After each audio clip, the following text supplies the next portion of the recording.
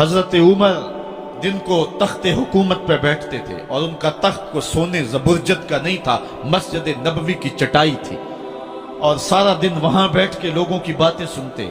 और जब रात के अंधेरे गहरे होते उमर भेष बदल के मदीने की गलियों का गश्त करते।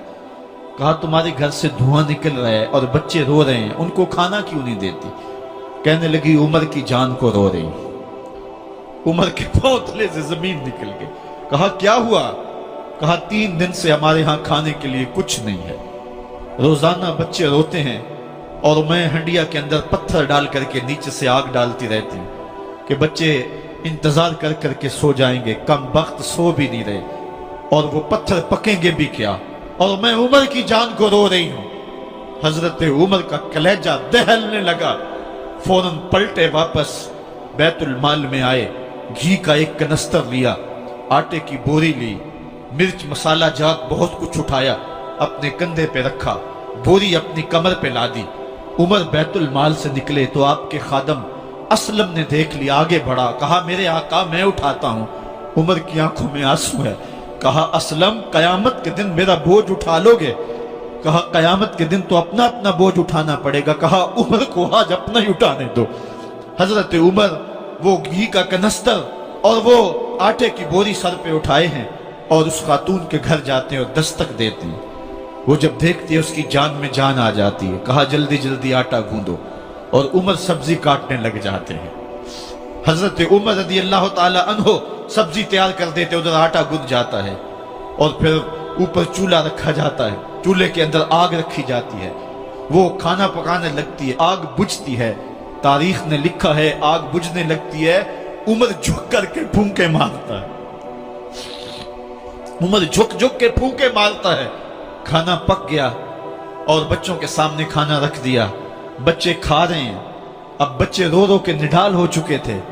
हजरत उमर अपने हाथों को और अपने घुटनों को और अपने पांव को जमीन पे लगा के, जिस तरह बकरी का बच्चा चलता है वेड़े के अंदर, कभी इधर चलते हैं कभी इधर चलते हैं, ताकि बच्चे मुझे देख के खुश हों और दिल में कहते उमर जितना रुलाया है अब इतना हंसाना भी पड़ेगा। तो कभी उमर अमीरुल मोमिनीन, ये मैं किसी आज के जो है वो लोगों के वोटों पे मुंतखब होने वाले हुक्मरान की कहानी नहीं सुना रहा, मैं उस उमर की कहानी सुना रहा हूं जो 23 लाख मुरब्बा मील का हुक्मरान है, आधी दुनिया का बादशाह है। हजरत उमर जो है जिस तरह बकरी का बच्चा चलता है, इस तरह अपने हाथ और अपने घुटने जमीन पे टेक करके जो है वो इस तरह चलते हैं। बच्चे उमर को देख के मुस्कुराते हैं। जब बच्चे मुस्कुराने लगे तो हजरत उमर ने उस खातून से कहा बुढ़िया उमर को माफ कर दे। उसने कहा तू इतनी हमदर्दी क्यों करता है? कहा उमर बेचारा बड़ा फंसा हुआ है, फिक्र है उसको यरमूक को, फुस्तात हुलवान की, जब फतह है मिस्र तो तैयारी है ईरान की, आते जाते वफद से मुलाकात भी करता होगा और शब को मालूम हालात भी करता होगा, कांटों में उलझी हुई बेचारे की जान है, नींद उसको भी आती है, आखिर वो इंसान है, मेरी बहन उमर को माफ कर दे। उसने कहा नाना उमर की बात मेरे सामने न कर, कयामत का दिन होगा, उमर का गिरेबान होगा और मेरा हाथ होगा। जब उसने ये बात कही तो उमर बर्दाश्त न कर सके, बच्चों की तरह बिलक बिलक कर रोने लगे।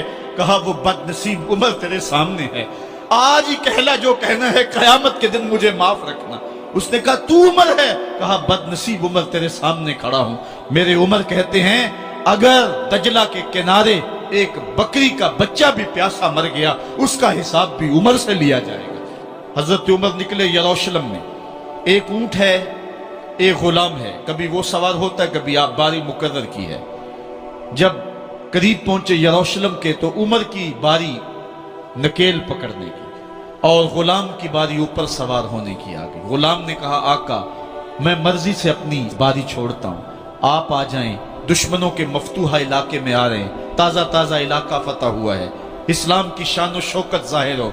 उमर ने कहा इस्लाम की शान व शौकत ऐसे जाहिर नहीं होती है, अपनी बारी पे तुम बैठोगे, अपनी बारी पे मैं बैठूंगा। लोग मुंतजर खड़े हैं, दूर से जब देखा कहा इसकी हैबत से कांपते थे हम, ये तो कोई हबशी लगता है, रंग काला है, होंठ मोटे हैं, इससे तो ज्यादा हसीन इसका गुलाम है जो आगे आगे चल रहा है।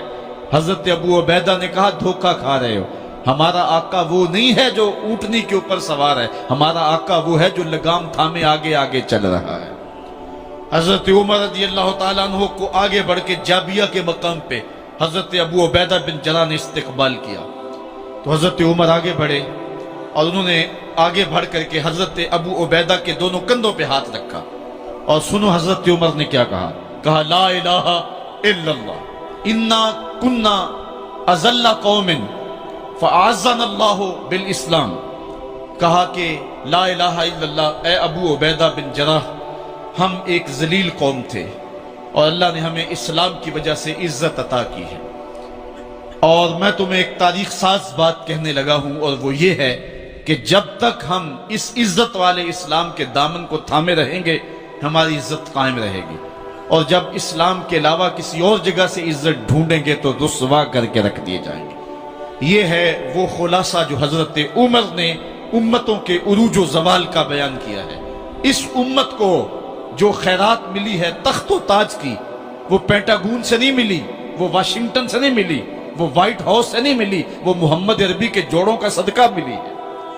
اس لیے جب ہم نے اسلام سے انحراف کیا، پاکستان حاصل کیا گیا تھا، پاکستان کا مطلب کیا؟ لا الہ الا اللہ۔ ہم نے اس نعرے کو چھوڑ دیا ہوا ہے، ہم نے انحراف کر دیا ہے۔ آج ہماری نظریں مغرب کی طرف لگی ہے کہ تخت و تاج اس سے نصیب ہوتے ہیں، اور دنیا کے اوپر ہم رسوا ہو کے رہ گئے۔ ہماری پستی، ہماری زبوحالی، ہماری ذلت کا سبب یہ ہے کہ جس جگہ سے ہمیں عزت ملی تھی ہم نے وہ مرکز ہی چھوڑ دیا ہے۔ اس مرکز حیات کو، اس مرکز زندگی کو، اس مرکز عزت کو ہم نے چھوڑ دیا ہے، اور دنیا کے اوپر ہم رسوا ہو رہے ہیں۔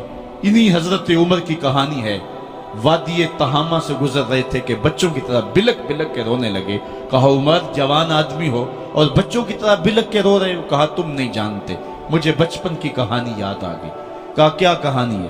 کہا یہی عرض تہامہ تھی، میرے باپ خطاب نے مجھے 5 اونٹ دیے تھے، کہا انہیں لائن میں کھڑا کرو سیدھا۔